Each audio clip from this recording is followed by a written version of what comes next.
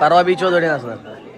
सहलीला जायाचा रडायाचा नाही.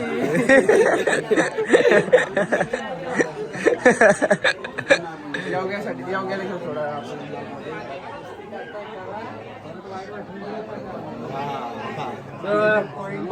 Mic Nilu mic खाली ठेवलेला. तर योगेश सर तुम्ही काय म्हणता? तुम्हाला कसं वाटतं कोकणात आल्याबद्दल? दोन शब्द काय झालं बोला. हॅलो हॅलो माईक बोल. बोलू शकतो तू.